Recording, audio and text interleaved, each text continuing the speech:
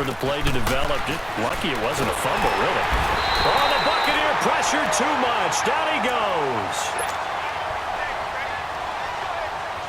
The Cardinals on third down. They've struggled to the tune of 2 for 8 so far. This will be 3rd and 19.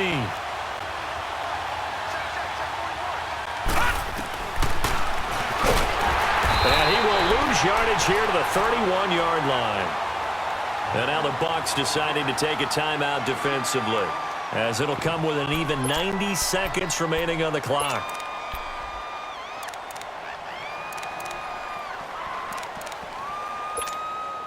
Here's Andy Lee now as the drive goes backwards. And how about this, a fake?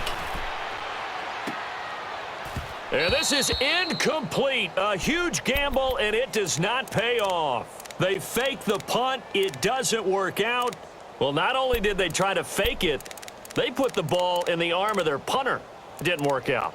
Not the quarterback. No. The punter. Yeah. Yeah. Risky. And it's so funny because when it works, genius. When it doesn't work, not so smart. Not so genius. In this case, not so genius, but I do admire that he went for it. They go back to the air here after the INT on the last drive. And he's got his favorite target yet again. It's complete. And he'll be out of bounds as he gets this down to about the 21 or 22. Give him 9 on the play. And it'll be 2nd and about a yard.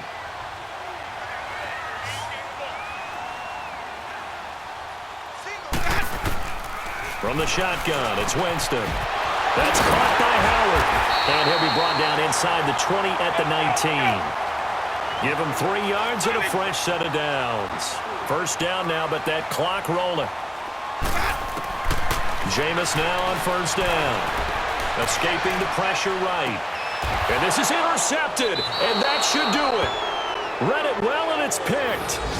The interception woes, they just continue to mount. He's thrown 5 picks. At this point, you got to be thinking, is it something between the ears? I think a confidence hit does occur once you start getting those numbers up there a little bit. But as you and I both know, it's not always just one guy's fault. Maybe somebody ran the wrong pattern. Maybe some balls were tipped. It could be so many different things. Bottom line, though, it comes back to the guy throwing it. And he goes nowhere. He'll lose yardage back at the 17. Well, that's the big drawback to this play. Even if somehow the quarterback pitches it, he's not immune to the big hit. In this case, he kept it and absorbed it anyway. So now they have to contend with 2nd and 13 after the first down run goes backwards. Off play action. Murray sliding out of the pocket. This complete to the tight end Clay. And down he'll go at the 25. 8 yards on the completion, but now they face third down. Well, a clear running situation. Try to take time off the clock. You ran the previous play, set that play action up nicely. Boy, did they ever, because they had shown the ability to run the football. So now you lose your keys as a defense. You dive for the running play, and they hit them over the top.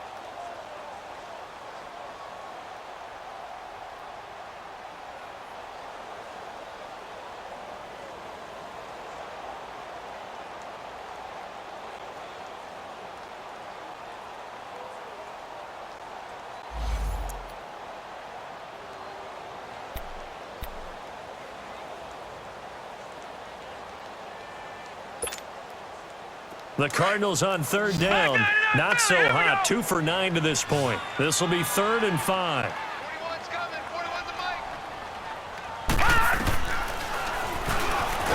And he'll wind up losing yardage here back at the 21-yard line.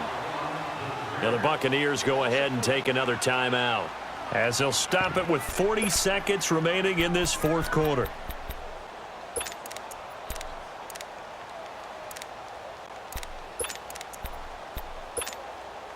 Here's Andy Lee now. On, we think, to punt, though he's faked it earlier, but he was unsuccessful.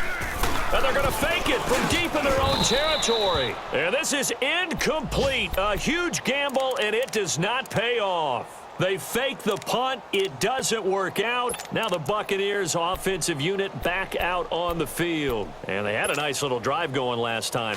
Threw the interception in the red zone. Costly. bad enough to throw it anywhere, but that drives coaches insane when they're thinking about, hey, we've got a shot at points already. We're already in a spot where you're thinking you've got 3 on the board for sure, and to come away with nothing. And he takes this one into the end zone, and all of a sudden, here in the final minute, things get a little bit tighter. Okay, game on. Don't go anywhere yet. You got a one-score game now. Probably going to rely on the onside kick coming up. Yeah, they have to. It's not a high-percentage play, but it's better than not having a chance at all. And that's when you put your leapers and your flyers on one side, get that high hop, and hope that one of the guys can come up with it. And on the other side, get that hands team ready. No doubt about it.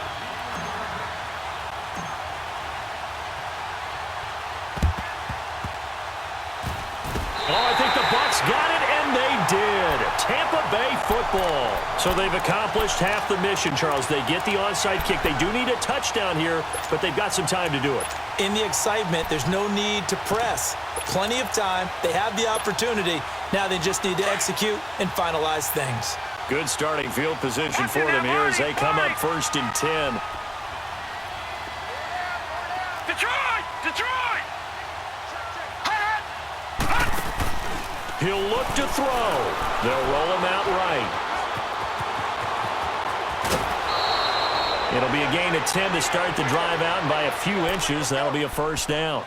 Late in the game, defense trying to avoid a big play. He's able to work out of the passing game, turn it into a run, pick up the first, and stop the clock as well. And you know in this situation, everything is sped up. The intensity, the thinking, everyone's movements. But for a quarterback, he has to continue to be what we call flatliner. Level in everything he does and read the clock, feel it in the pocket, and go at the appropriate time. Back to throw. And, oh, a crusher there as it's intercepted. Picked off around the 37. And a great return as he gets this all the way down close to the 30-yard line. Just a little bit of a rough stretch. 6 interceptions now in these last 2 weeks combined. I know the easy thing is to go back to mechanics, footwork, things of that nature. I'm also wondering, is he getting fooled by what he's seeing on defense? Has the scouting report changed? Are they showing him things different than what he expected? For the second week in a row, he's throwing it to the guys in the wrong color shirts. Yeah, he better figure, whatever the reason is, he better figure it out. And the tip there altered the ball flight, and it falls incomplete. It'll be 2nd down.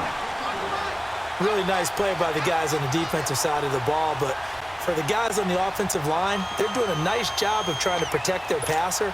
But when a guy hops in the air and goes airborne to try and knock one away, it's difficult because you can't reach out and grab him. That'll be a holding penalty. So all you're trying to do is make some type of a play on him, make some type of contact to try and get his arms out of the sky. Throwing again on 2nd and 10. Murray, he's going to air one out. And my goodness, another interception. Picked off by Justin Evans.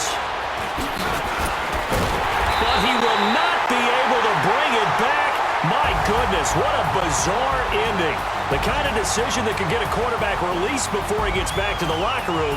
But fortunately for him and his crew, the ball game is over. Well, Charles, they were close in the end, but they couldn't get that last play, that last little miracle play done. They were within striking distance, but couldn't find a way to score. They definitely had hope. They definitely had opportunity. Just unable to cash in at the end. Not an easy play by any stretch, but they definitely had a chance. So for the Cards, it was a great all-around performance as they come out of this one with the victory. And they'll head back home next week to take on the Atlanta Falcons. Meanwhile, for the Bucs, they'll fall to 1-1. And they'll look to regroup next week as they head to MetLife Stadium to take on the New York Giants. So for our entire crew, alongside Charles Davis, I'm Brandon Gautin. Thanks for watching, everybody. We'll see you next time.